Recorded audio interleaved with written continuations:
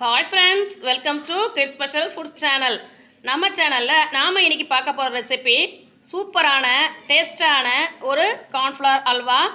இந்த கார்ன்ஃப்ளவரில் என்னென்ன சத்துக்கள் இருக்குன்னு இப்போ நம்ம பார்க்கலாமா? B1, B3, B6, B9 போன்ற விட்டமின்கள் இருக்குது. நியாசின், இரும்பு, மெக்னீஷியம், பொட்டாசியம் போன்ற தாதுக்கள் இருக்குது.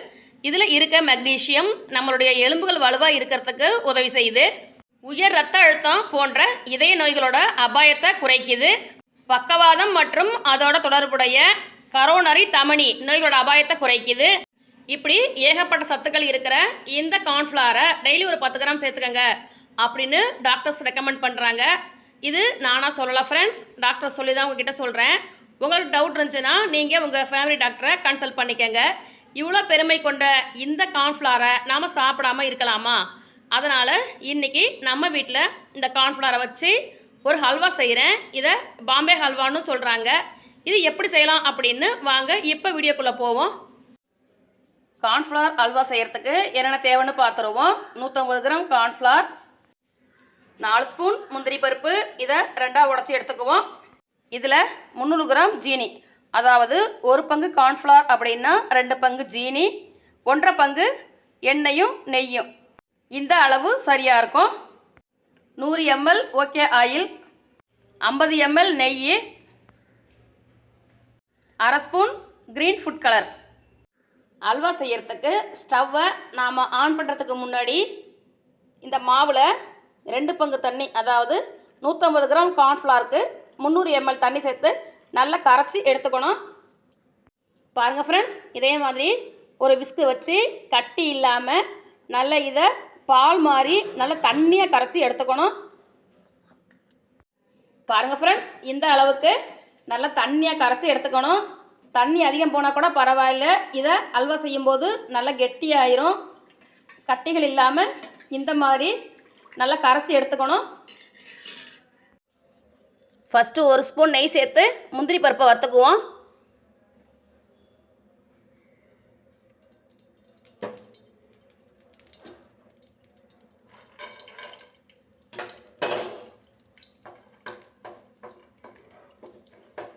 இதே மாதிரி முந்திரி பருப்பை பொன்னிறமாக வறுத்து எடுத்துருவோம்.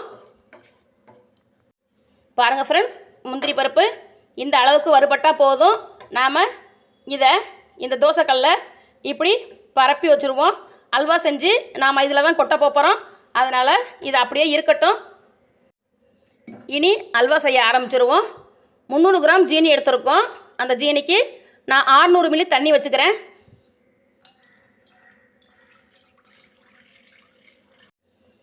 600 மில்லி நான் தண்ணி எடுத்து இதில் ஊற்றி வச்சுட்டேன். இந்த தண்ணியில் நாம் 300 கிராம் ஜீனி சேர்த்துக்குவோம்.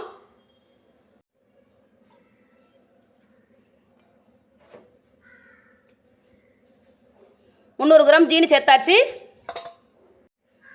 இந்த ஜீனி தண்ணியில் நல்லா கரையணும்.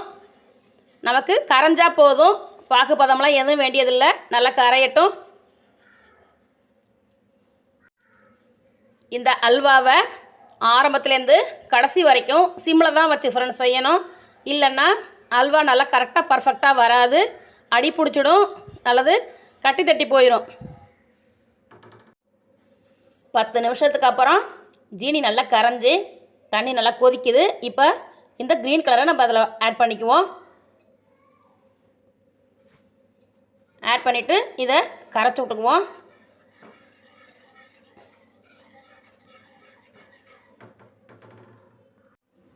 க்ரீன் ஃபுட் கலரை சேர்த்ததுக்கப்புறம் மறுபடியும் இந்த தண்ணி நல்லா கொதிக்குது.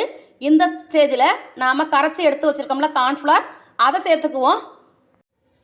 நான் கார்ன்ஃப்ளவரை சேர்த்துக்கிறேன்.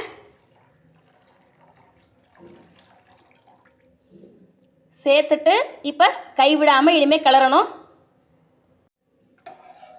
நல்லா கைவிடாமல் கிளறிக்குவோம். பாருங்கள் ஃப்ரெண்ட்ஸ், 5 நிமிஷத்தில் இந்த அளவுக்கு கெட்டி ஆயிடுச்சு. இப்போது இந்த ஸ்டேஜில் நாம் எடுத்து வச்சுருந்த ஆயிலை பாதி சேர்த்துக்குவோம், அதாவது 50 மில்லி சேர்த்துக்குவோம். மறுபடியும் நல்லா கிளறி கொடுத்துக்குவோம். பாருங்கள்,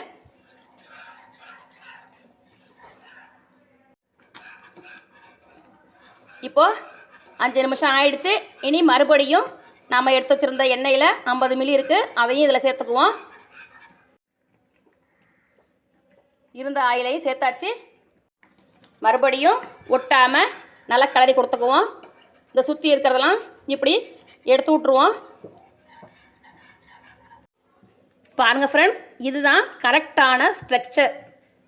கன்சிஸ்டன்சி இந்த அளவுக்கு இருக்கணும். இப்போது லாஸ்ட்டாக நம்ம வச்சுருந்த நெய்யை இதில் சேர்த்துக்குவோம். முந்திரி வறுத்தது போக மிச்சம் இருக்கிற நெய்யை நான் இப்போ இதில் சேர்த்துக்கிறேன். மறுபடியும் கிளறி கொடுத்துக்குவோம்.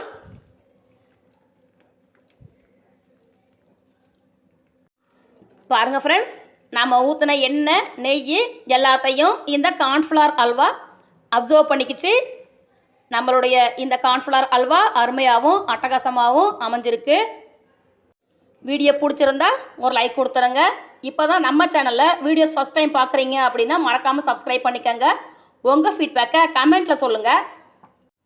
ரொம்பவே ஈஸியான இந்த ஹல்வாவை யார் வேணாலும் அசால்ட்டாக செய்யலாம் ஃப்ரெண்ட்ஸ். பாருங்கள், இந்த அளவுக்கு அப்புறம் நாம் இந்த அல்வாவை எடுத்து ஆல்ரெடி நாம் முந்திரி பருப்பு வறுத்து வச்சுருந்தோம்னா தோசைக்கல், அதில் கொட்டிடுவோம். இந்த தோசைக்கல்லில் நாம் செஞ்ச அல்வாவை கொட்டிடுவோம். பாருங்கள் ஃப்ரெண்ட்ஸ்,